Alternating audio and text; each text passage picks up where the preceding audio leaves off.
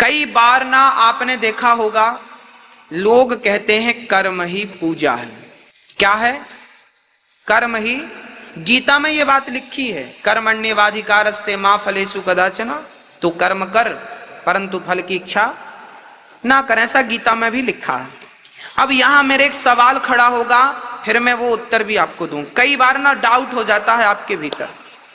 एक बार हम दिल्ली गए तो वहां एक बहन ने हमें अपने घर बुलाया। बहन ने तो हमें बढ़िया बुलाया बिठाया, पर उनका मन मिल नहीं रहा था।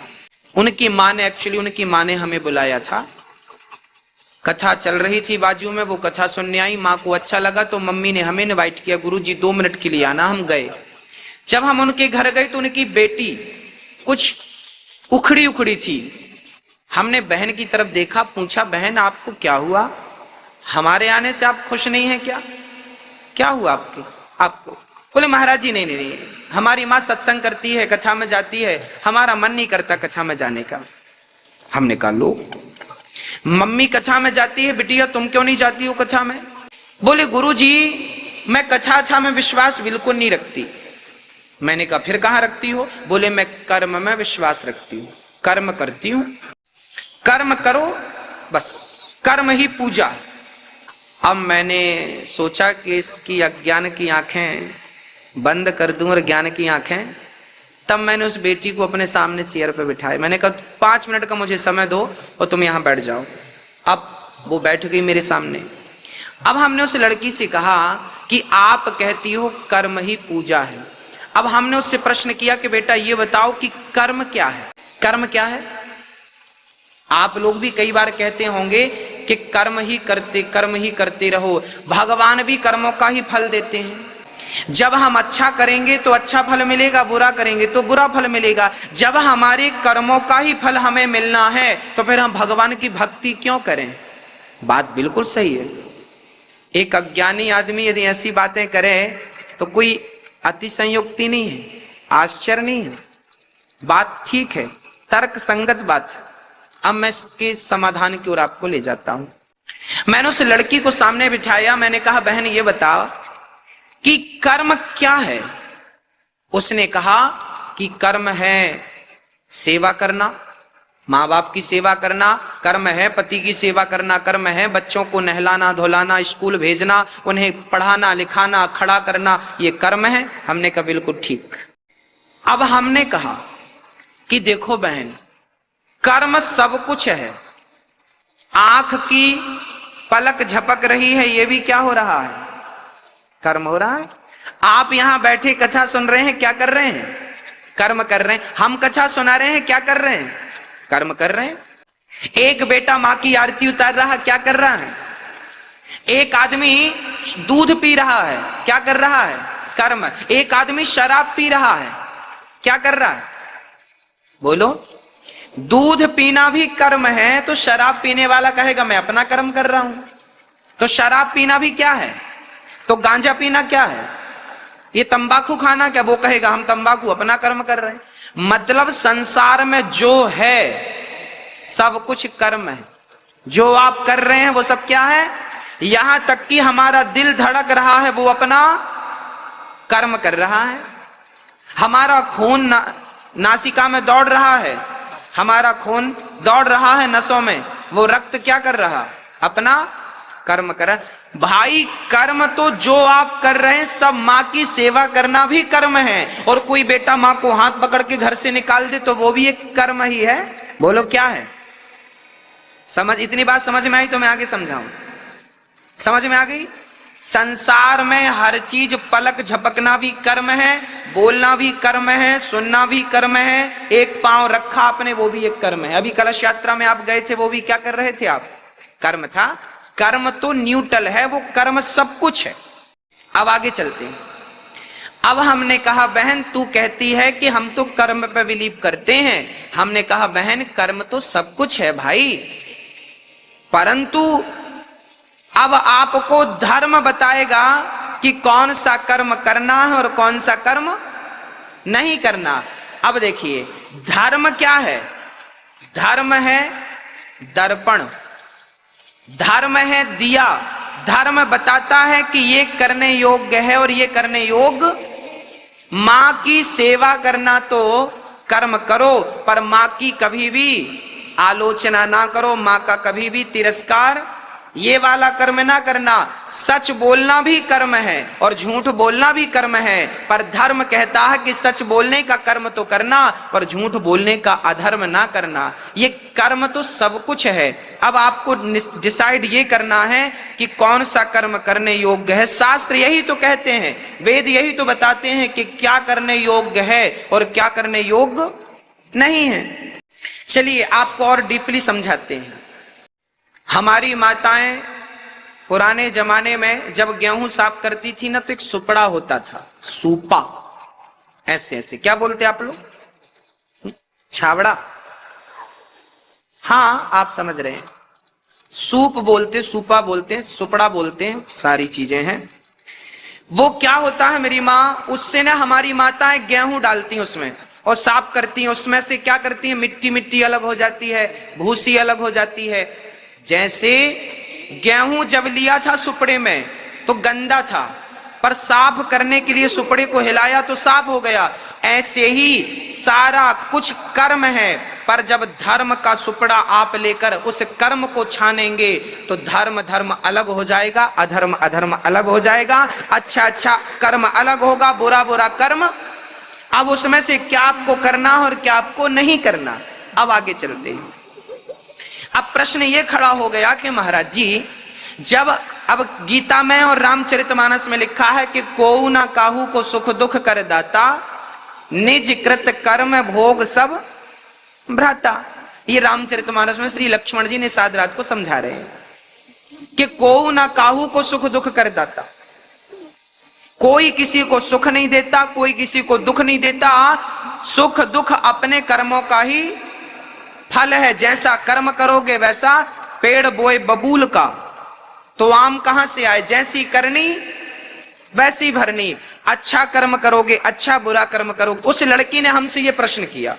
उस लड़की ने कहा कि महाराज जी, जब हम अच्छा करेंगे तो हमें अच्छा मिलेगा, बुरा करेंगे तो बुरा मिलेगा, फिर भगवान की भक्ति क्यों करें? जब कर्मों का ही फल हमें भोगना है तो फिर भगवान की जरूरत क्यों है? अब हमने उसको इस प्रश्न का उत्तर दिया। हमने कहा बहन बात ऐसी है, एक गुरु के दो चेले थे, एक गुरु के दो शिष्य थे। एक शिष्य वैश्या के घर जाता था और दूसरा शिष्य कथा में जाता था। एक कथा सुनता था, एक वैश्या का मुजरा देखता था, नाच देखता था। एक दिन वो वैश्या के घर से लौटा तो उसे ढेर सारा सोना रास्ते में पड़ा हुआ मिल गया, माला माल हो गया। और ये जो सत्संग करने गया था, ये बाहर गया तो इसके पांव पे लोहे की कील लग गई, आर पार हो गई, हड्डी फाड़ती हुई निकल गई, लोहे की कील। लंगड़ाता लंगड़ाता गुरु के पास गया, गुरु जी देखो आपके भगवान ने क्या किया, उनका न्याय गलत है क्या? गुरु जी ने कहा बेटा ऐसा तो नहीं है। तो चेले ने कहा कि वो वैश्या के घर जाता था, उसे सोना मिला, मैं सत्संग में जाता था तो लोहे की कील मिली। अरे भाई सोना तो मुझे मिलना था क्योंकि मैं सत्संग कर रहा था, और लोहे की कील तो उसे लगनी थी क्योंकि वो गलत कर रहा था। तब गुरु जी ने कहा बेटा तू भगवान के न्याय को समझता नहीं है, अब मैं तुझे ईश्वर का न्याय समझाता हूं। तब गुरु जी ने कहा बेटा ऐसा है कि तू वर्तमान को देखता है, तू प्रेजेंट में रहता है, जबकि परमात्मा जो भी देता है प्रेजेंट का नहीं भूत का देता है। बीता हुआ कल जो तुम्हारे साथ था उसका फल आज मिलेगा। समझाते हैं गुरुजी, बेटा बात ऐसी है कि जो वैश्या के घर जाता था ना, आज के दिन वो बहुत बड़ा राजा बनने वाला था, उसके भाग्य में राज गद्दी थी, पर वैश्या के घर जा जाकर के उसने अपना सारा पुण्य नष्ट कर लिया।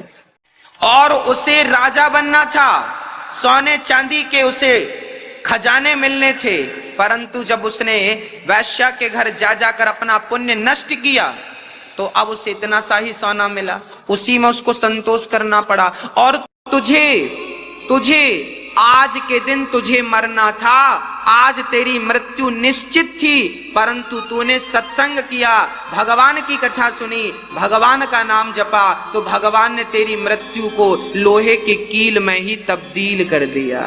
ये ईश्वर का न्याय है। ईश्वर का तुम्हें तुम्हारे कर्मों का ही फल मिलेगा।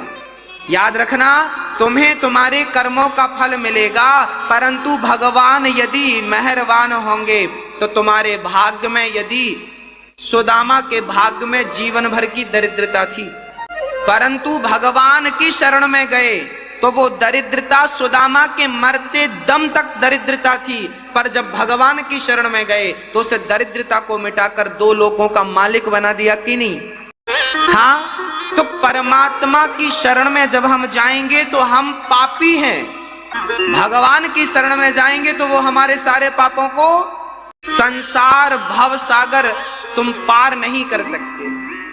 क्या होता है, मेरी माँ छोटे छोटे बच्चों को जब आप उंगली पकड़ के चलाते हैं ना, तो रास्ते में छोटे छोटे गड्ढे मिलते हैं।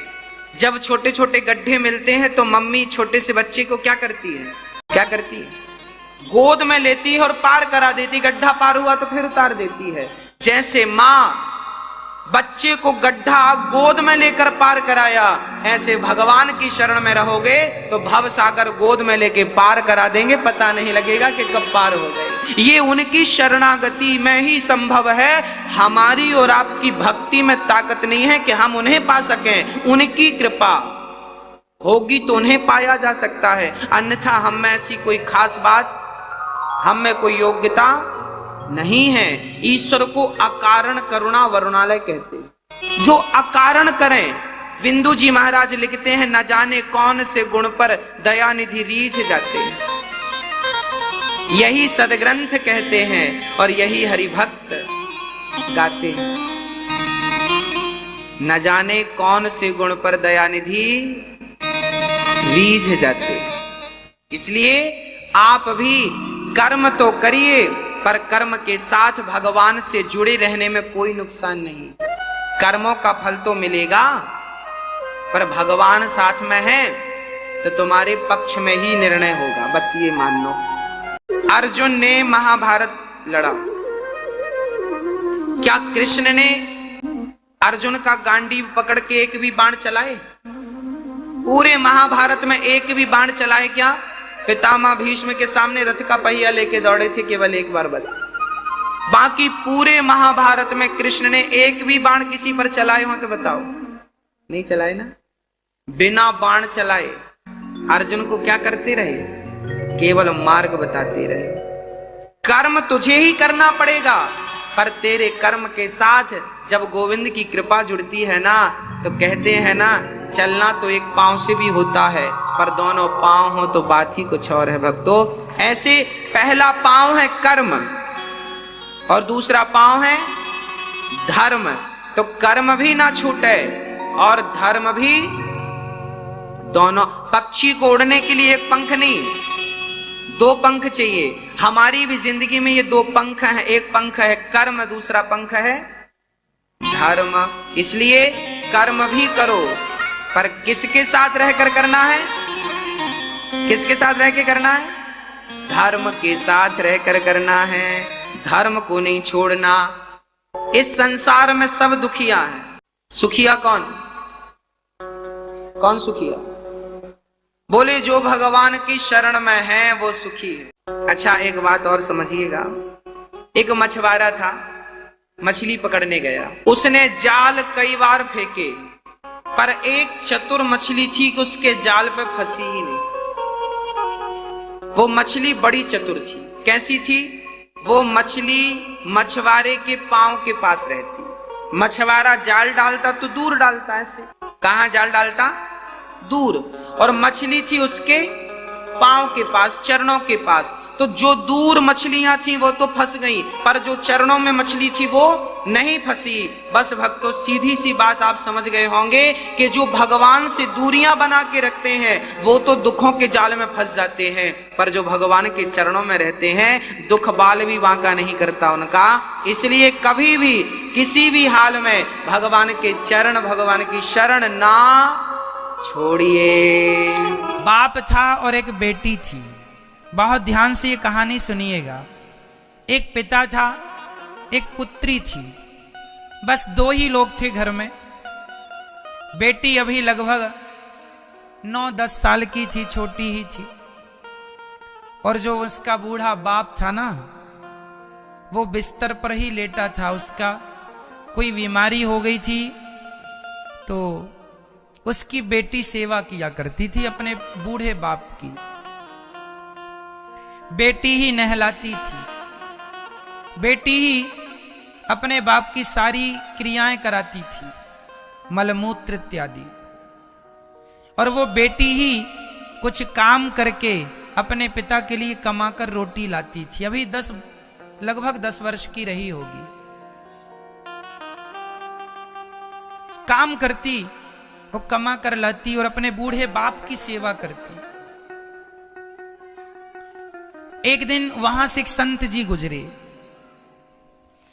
तो उस बेटी ने संत जी को कहा, गुरुजी, हमारे बूढ़े पिताजी हैं, चल नहीं पाते, तो आप जरा अंदर आओ और हमारे पिताजी को दर्शन दो, पिताजी दर्शन करेंगे। तो संत जी बेटी की बात सुनकर अंदर आ गए। उन्होंने देखा कि वो बूढ़ा पिता वहां पड़ा और वहां बगल में उनके खटिया के पलंग के ठीक पास में एक खाली कुर्सी, चेयर रखी हुई थी। तो संत जी को लगा कि हमारे लिए कुर्सी रखी है, तो संत जी जाकर उस कुर्सी में बैठने लगे। तो वो जो बूढ़ा पिता था, वो बेटी का बूढ़ा आदमी बोला, ना ना प्रभु जी, आप वहां ना बैठिए, आप ये हमारे इसी पलंग में बैठ जाइए। तो संत जी को बड़ा आश्चर्य हुआ। अच्छा, बेटी अब काम के लिए चली गई, संत जी बैठे। अब संत जी और वो बूढ़ा आदमी दोनों बात कर रहे हैं। संत जी ने पूछा कि ये खाली कुर्सी रखी और आपने हमें बैठने इसमें नहीं दिया, क्यों? तो उस बूढ़े आदमी ने कहा कि महात्मा जी, साधु जी, ये जो खाली कुर्सी है ना, ये खाली नहीं है, एक्चुअली इसमें कोई बैठा है, इसलिए मैंने आपको उसमें बैठने नहीं दिया, खाली नहीं है। संत जी ने कहा, ना जी, हमें तो खाली दिख रही है। तब उस बूढ़े आदमी ने कहा कि प्रभु, मैं मंदिर तो जा नहीं सकता, मैं तीर्थ यात्रा पर तो लंगड़ा हो गया हूं, चल नहीं पाता, मैं तो जा नहीं सकता, तो मैं अपने सामने ये कुर्सी रखा हूं और मैं यही भाव बना के रखता हूं कि इस कुर्सी पर मेरे श्याम सुंदर बैठे हैं और मैं हमेशा उनसे बात करता रहता हूं। खाली कुर्सी में उन्होंने भाव ये बनाया कि इस कुर्सी पर भगवान कृष्ण बैठे हैं। समझिएगा, ये भावना है। मान लो कि भगवान यहां हैं तो भगवान हैं, और नहीं माना तो कहां है भगवान? उस बूढ़े आदमी ने मान लिया कि इस कुर्सी में, और वो संत जी से बताए कि मुझे कई बार यह एहसास भी होता है कि यहां भगवान है, मैं बात भी करता हूं। संत जी की आंखों में आंसू आ गए। वाह भैया, हम साधु बने हैं, हमारा भाव कभी ऐसा ना हो पाया, और आप गृहस्थ में रह के इतना ऊंचा भाव रख रहे हैं। संत जी ने उनके चरणों को प्रणाम किया और संत जी उन्हें प्रणाम करके अब वहां से चले गए। और उसी दिन उन बूढ़े व्यक्ति के प्राण छूट गए। जब वो बेटी आई शाम को, तब तक तो उनके पिताजी वहां मृत पड़े थे, पर बेटी ने एक आश्चर्य देखा कि हमारे पिताजी जब मरे तो ऐसे मरे मानो वो किसी की गोद में सिर रख के मरे हों। ऐसी अवस्था, ऐसी मुद्रा थी उनकी मरते समय। ऐसा लग रहा था कि ये किसी की गोद में सिर रखे हों। ये बात बेटी ने संत जी को बताई। संत जी फिर रो पड़े कि भगवान की गोद ही थी वो, और किसी की गोद नहीं। मानो तो मैं गंगा मां हूं, ना मानो तो बहता पानी। ईश्वर मानने का विषय है, ना मानने का तो कोई सवाल ही खड़ा नहीं होता। इसलिए जो आपके घर में छोटा सा मंदिर है, वहां ये विश्वास रखा करो कि यहां भगवान है, जाकर बैठा करो, भगवान से बात किया करो, अपना दुख अपना सुख सुनाया करो। प्रभु ये हुआ, ये कोई पत्थर की मूर्ति नहीं है, ये पीतल की मूर्ति नहीं है, भगवान है, भगवान है। भावना की ज्योत को जला के देखिए, बोलती हैं मूर्तियां बुला कर देखिए। भगवान कौन कहता है भगवान आते नहीं, द्रौपदी की तरह तुम बुलाते नहीं। भावनाओं की जरूरत है, भाव प्रधान होनी चाहिए भक्ति। तो आप भी अपने आसपास किसी स्थान पर ये भाव बनाइए कि यहां पर ईश्वर है। भाव, मैं जिस व्यक्ति को देखता हूं, मैं जिस वस्तु को देखता हूं, वहां पर मुझे यही लगता है कि ये मेरे भगवान श्रीमन नारायण है, ये मेरे भगवान है। आपके शरीर में, मैं आपके मस्तिष्क में, माथे पर ये भाव बनाकर देखूं कि मेरे नारायण आपके माथे पर लेटे हुए हैं, क्षीर सागर है, लेटे हैं, लक्ष्मी जी चरण दबा रही है। वो भाव ही तो केंद्रित करना है, कहीं भी कर लो।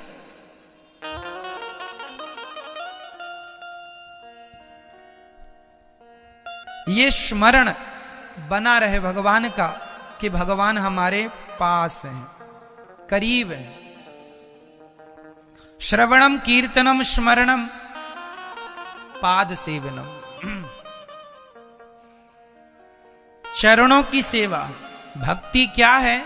चरण दबाना, अपने से बड़ों की सेवा करना। क्या है ये मेरी मां? सेवा है। जैसे आप अपने माता पिता को भागवत सुनवाते हैं, जो हैं उन्हें या जो नहीं है उनके लिए पोथी पाठ कराते हैं, यह भी एक सेवा है। आप अपने पूर्वजों के आत्म कल्याण के लिए भागवत जी की पोथी कराते हैं, यह एक सेवा ही तो है। तो सेवा किया करो अपने मां बाप की। अपने पूर्वजों का जो ऋण है, आप अपने पूर्वजों के लिए कुछ करते रहें तो ऋण कम होता रहेगा। हमें अपने पूर्वजों के लिए, अपने पिता के पिता के पिता के बारे में भी सोचना चाहिए, उनके नाम से कोई पुण्य करना चाहिए। जैसे अभी 15 फरवरी को यहां भागवत जी की पोथी बैठेंगी, आप भी अपने पूर्वजों के लिए पोथी पाठ का अनुष्ठान करा सकते हैं। अभी ये माघ का महीना चल रहा है, तो आप पूर्वजों के कल्याणार्थ करा सकते हैं, ताकि आपके द्वारा एक पुण्य का कार्य हो जाए। जब भागवत जी का पूरा 18,000 श्लोक संकल्प लेकर आपके पूर्वजों के लिए पढ़ा जाएगा, वो पाठ किया जाएगा। परीक्षित ने क्या सुना? भागवत जी ही तो सुनी, सदगति हुई। इस कली काल में केवल भागवत जी ही हमें मोक्ष दे सकती हैं, सदगति हमारी कर सकती। इसलिए हम अपने पूर्वजों की सदगति के बारे में सोचें, ये भी हमारा धर्म ही है। आप अपने कल्याणार्थ सोचें, आप अपने आत्म शांति के लिए, घर की सुख शांति और समृद्धि के लिए करा सकते हैं, तो आप भागवत जी की पोथी पाठ का अनुष्ठान करा सकते हैं। अभी 15 फरवरी से होंगी पोथी पाठ, आप करा सकते हैं। प्रिय भक्तों, सेवा सबसे बड़ा धर्म है, इसलिए जितनी हो सेवा करो। हर पुराण में यही बताया गया है, सेवा ही परमो धर्मः, सेवा ही धर्म है। मां की सेवा कर लो, पिता की सेवा कर लो, गुरुजनों की सेवा कर लो, किसी भूखे को रोटी खिला दो। जी एक दिन अपने मित्रों को गुरुकुल में समझा रहे थे कि कौमार आचरित प्राज्ञो धर्मान भागवतानिह। बचपन से ही भगवान की शरण में रहना चाहिए। दुर्लभम मानुषम जन्म तदप्य ध्रुवमर्थदम, जो कि अभी हमने पहले कहा कि मनुष्य का शरीर केवल भगवान के लिए, यही समझाया प्रहलाद जी ने। हिरण्यकश्यपु ने देखा कि मेरा बेटा तो बड़ा भजनानंदी हो गया, एक दिन पूछ ही लिया तेरा भगवान कहाँ है। प्रहलाद जी ने कहा सब जगह है। तो कहा क्या इस खंबे पर हैं? बोले हाँ खंबे पर भी हैं। और जो खंबा पर प्रहार किया हिरण्यकश्यपु ने, तो भगवान खंबे से इसलिए प्रकट हो गए कि कहीं मेरे भक्त की वाणी, मेरे भक्त का विश्वास मिथ्या न हो जाए। भक्त के वचन को सिद्ध करने के लिए भगवान प्रकट हो गए। खंबा तोड़कर नरसिंह भगवान, बोलिए नरसिंह भगवान की। हिरण्यकश्यप को उठाकर भगवान ने विदीर्ण कर दिया छाती को। ना दिन को मरूंगा ना रात को मरूंगा, ये मांगा था वरदान उसने भगवान संध्या के समय, ना दिन ना रात, अब तो मरेगा। 12 महीने में किसी महीने में नहीं, 13वां महीना पुरुषोत्तम महीना। न चेतन वस्तु से न जड़ वस्तु से, इसलिए नाखून से, नाखून ना जड़ है ना चेतन है, इसलिए नाखून से मारा। आंतों को निकाल कर गले की माला धारण कर ली भगवान ने, गले में माला, कि देखूं तो सही किसने कौन सा पुण्य किया है, जिस पुण्य के कारण ऐसा प्रहलाद जैसा बेटा हुआ, हिरण्यकश्यपु का उद्धार हुआ। प्रहलाद जी ने भगवान की स्तुति की। ब्रह्मादयः सुरगणा मुनयोथ सिद्धा सत्वई कतानमतयो वचसां प्रवाहई नाराधितुम पुरगुणई रधुनापि विप्रुः किम तोष्टुमर्हति समय हरिरुग्र जाते। प्रेम पूर्वक कहा। प्रहलाद जी ने, भगवान ने कहा बेटा कुछ मांगो। भगवान से प्रहलाद जी ने कहा प्रभु कभी कुछ मांगने की इच्छा ही जन्म ना ले, ये वरदान दीजिए। प्रहलाद जी निष्काम, कुछ चाहिए ही नहीं। हम क्या चाहें, जो भगवान दे रहे हैं क्या वही कम है? मुझे तुमने दाता बहुत कुछ दिया है, तेरा शुक्रिया है, तेरा शुक्रिया है, खूब दिया है। इसलिए जो दिया है ईश्वर ने उसे रखो प्रसाद मानकर, अहंकार ना कर लेना। इसके बाद प्रहलाद जी पर कृपा करके भगवान ने परम धाम वो गए। इसके बाद भगवान ने एक बार हाथी की रक्षा करने के लिए हरि का अवतार धारण किया। एक हाथी का पांव एक मगर ने पकड़ लिया। हाथी ने पुकारा भगवान से, ओम नमो भगवते तस्मै यदेतच्चिदात्मकं पुरुषायादि बीजाय परेशायाभिधीमहि।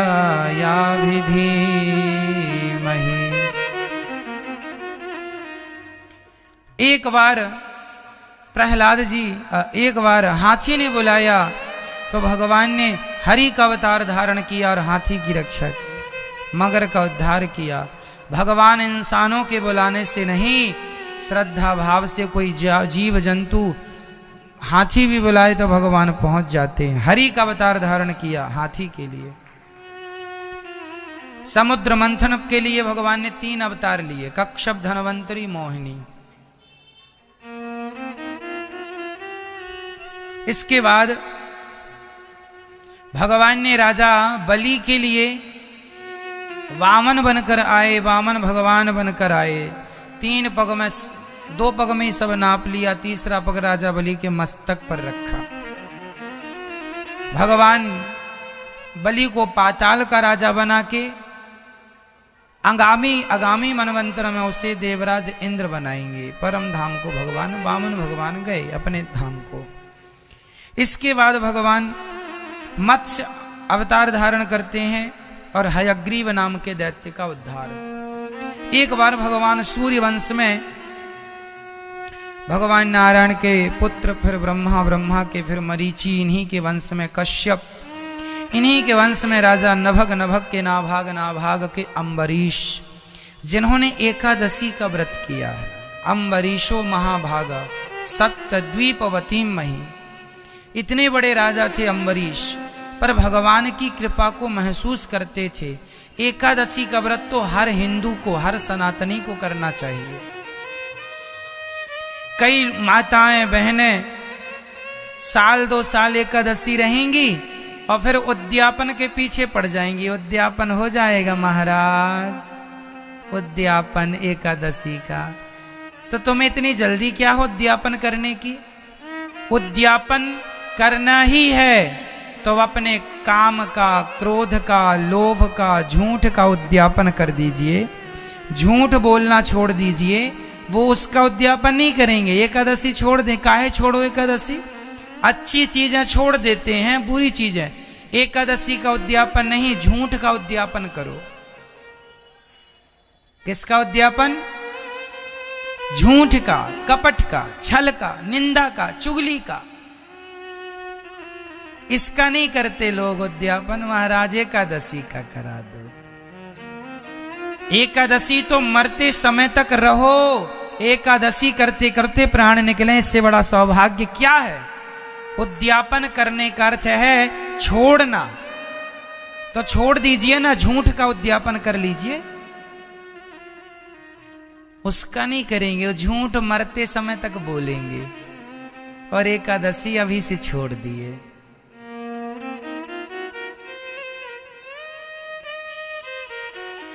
अरे एकादशी के दिन आप खाओ, अन्न ना खाओ, फल खा लो, सिंघाड़े के आटे का प्रयोग कर लो, बहुत सारी चीजें खाने। भूखा थोड़ी मरने का हम कह रहे हैं आपको, भूखा मरो, पर एकादशी के दिन अन्न ना खाओ।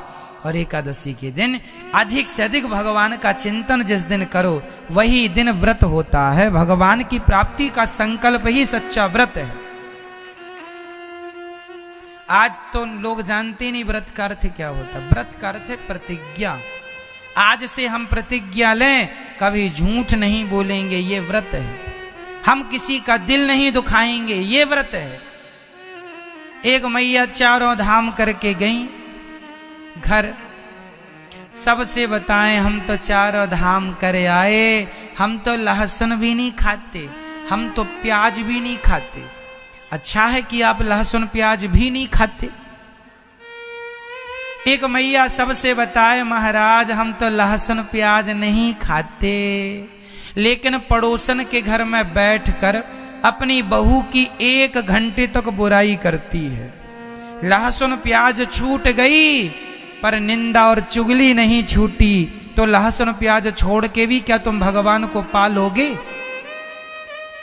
छोड़ना क्या है?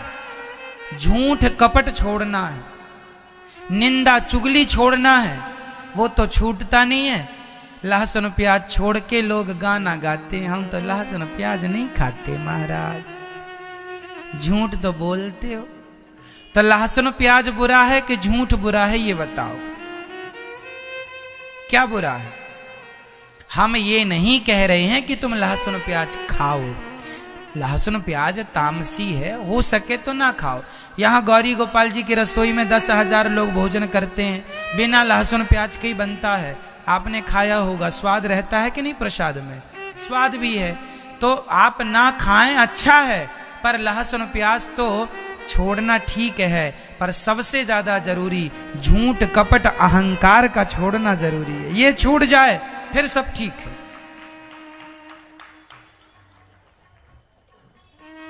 ठीक है, तो उद्यापन एकादशी का नहीं, किसका करोगी मैया? जोर से। झूठ बोलने का, झगड़ा करने का उद्यापन कर लो। अब से झगड़ा नहीं करेंगे।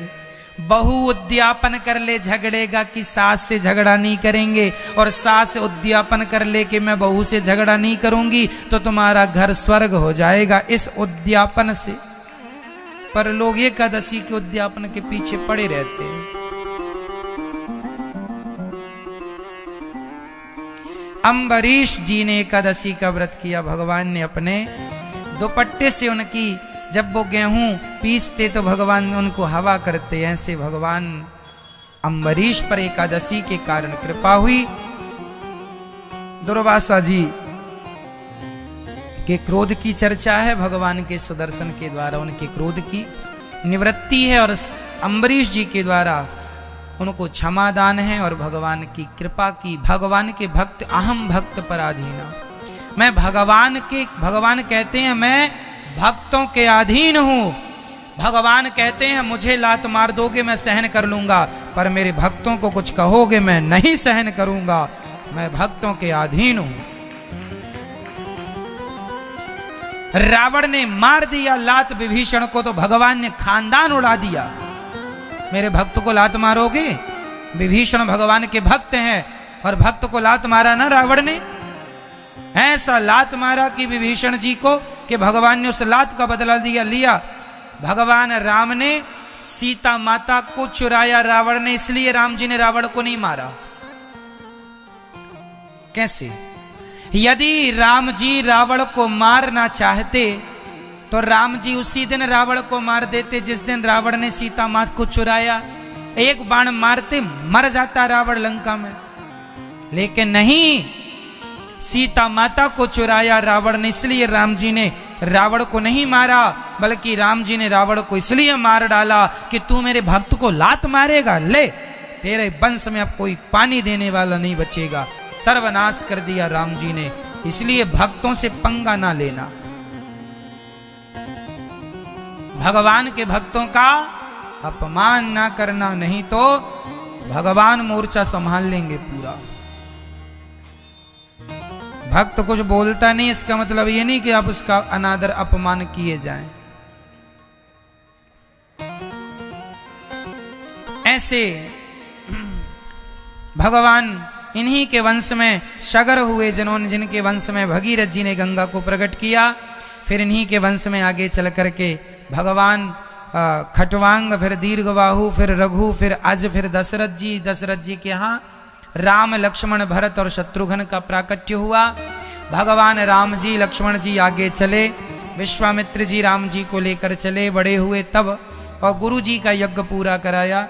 सीता जी के विवाह में उत्सव हुआ धनुष यज्ञ का, राम जी ने धनुष को भंग किया, सिया जी ने माला पहनाया, राम जी का विवाह संपन्न। राम, लक्ष्मण, भरत, शत्रुघ्न चारों का। राम जी की पत्नी का नाम क्या है मैया? जोर से बोलो, जोर से। मैया सीता। भरत जी की पत्नी का नाम बताओ, जोर से। मांडवी। लक्ष्मण जी की पत्नी का नाम बताइए, मात भगवान प्रभु लक्ष्मण जी की, जोर से। उर्मिला। और शत्रुघ्न जी की पत्नी का नाम क्या? श्रुतकीर्ति। श्रुतकीर्ति, श्रुतकीर्ति,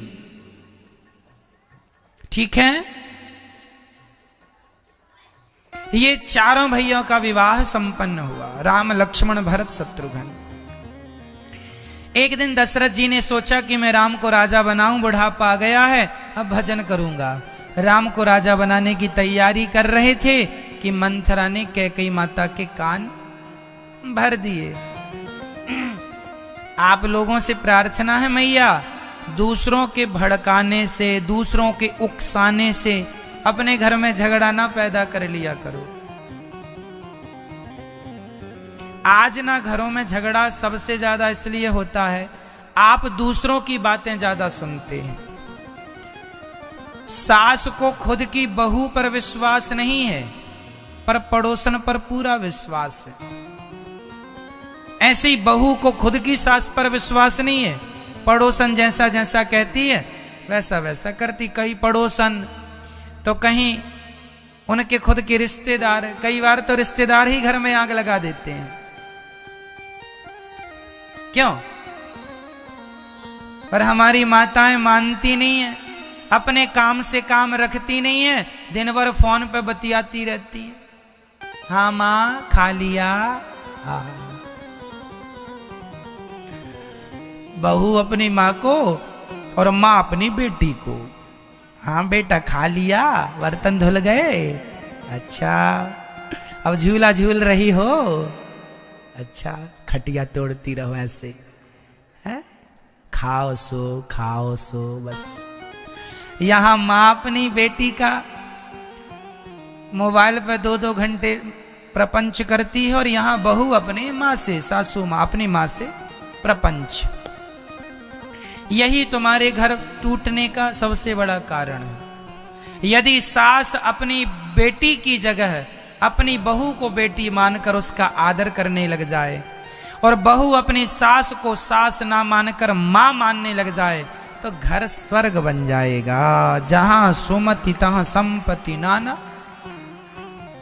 जहां कुमति तहां विपत्ति निदाना।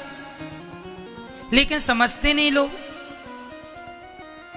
खुद की सास दुश्मन लगती है, खुद की बहू दुश्मन लगती है, और पड़ोसी पड़ोसन रिश्तेदार हिती हितैषु बने पड़े हैं, ये मेरे अपने हैं। खुद के तो तुम्हारे खुदकों को तो तुमने अपना माना नहीं, दूसरों को अपना माने बैठे हो। क्यों? इसलिए अपनों पर विश्वास करो। कैकेयी ने किस पर विश्वास कर लिया? मंथरा पर, गैरों पर।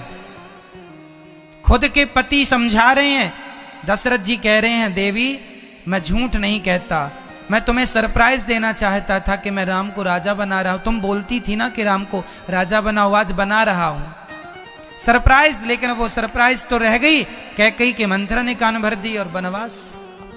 दूसरों के कहने पे घर ना तोड़ा करो। राम जी वनवास चले हैं चित्रकूट में, तमसा नदी, फिर केवट ने राम जी को पार लगाया है। केवट ने कहा, राम जी ने कहा ये उत्तराई तुम अंगूठी ले लो। केवट बोला सरकार आप मेरे घाट आए सो मैंने आपको पार लगाया, मरकर जब मैं आपके घाट आऊं तो मुझे भव सागर से आप पार लगा देना, यही उत्तराई है। आगे चित्रकूट में वास हुआ राम जी का। भरत जी मिलने आए, खड़ाऊ लेकर राम जी की गए हैं। भाई भाई का प्रेम कैसा होता, अद्भुत दृश्य है। राम जी पंचवटी गए, सीता जी का हरण रावण ने किया। इसके बाद राम जी सुग्रीव से मित्रता करते हैं, बाली को मारते हैं। हनुमान जी लंका जाते हैं, सेतु का निर्माण हुआ। रावण इत्यादि दैत्यों को मारकर राम जी ने सीता जी को अग्नि परीक्षा ली। परीक्षा नहीं थी, वो सीता जी अग्नि में समा गई थी, से अग्नि से वापसी ली। सीता माँ को, विभीषण को राज्य तिलक कराया। राम जी अयोध्या आए, भरत जी से भेंट हुई, राम जी राजा बने, सिया जी रानी बनी। बोलिए सियावर रामचंद्र की। भागवत जी में राम कथा छोटी सी है, इसलिए दास ने आपको छोटी सी सुनाई। अभी समय जब मिल जाएगा हमें 9 दिन का, तो हम आपको पूरी राम कथा सुनाएंगे। ठीक है, बहुत दिन हो गए आपको राम कथा नहीं सुनाए, हम आपको जल्दी से राम कथा सुनाएंगे, बहुत जल्दी पूरी संपूर्ण 9 दिन की सुनाएंगे। तो राम जी का पावन चरित्र अथाह है, इसलिए घर में रामचरितमानस पढ़ा करिए आप लोग। अद्भुत चरित्र है। राम जी राजा बने, सिया जी रानी। अब मैं जन्मोत्सव की ओर चलूं। चंद्रवंश में भगवान राम जी, कृष्ण जी आए। भगवान नारायण के पुत्र ब्रह्मा, ब्रह्मा के अत्रि, अत्रि से चंद्रमा, चंद्रमा से बुध, बुध से पुरुरवा, पुरुरवा से आयु, नहो से ययाति। इन्हीं के वंश में वसुदेव जी हुए। वसुदेव जी के विवाह माता देवकी से हुआ। आखिरी विवाह देवकी के विदा करने कंस जा रहा था। यह कंस मथुरा का राजा था और वसुदेव जी आगरा के राजा थे, तो आगरा की तरफ जा रहा था। देवकी देवक राजा की बेटी थी देवकी, कंस की चचेरी बहन। कंस के पिता उग्रसेन, माता का नाम पवन रेखा। तो आकाशवाणी हो गई, कंस जिस बहन को विदा कर रहा है उसका 8वां गर्भ काल बनेगा। तो कंस ने जेल में डाल दिया देवकी वसुदेव को। देवकी को मारना चाहा, वसुदेव जी ने रोका कि बहन को मारोगी हत्या लगेगी, तो जेल में बंद कर दिया।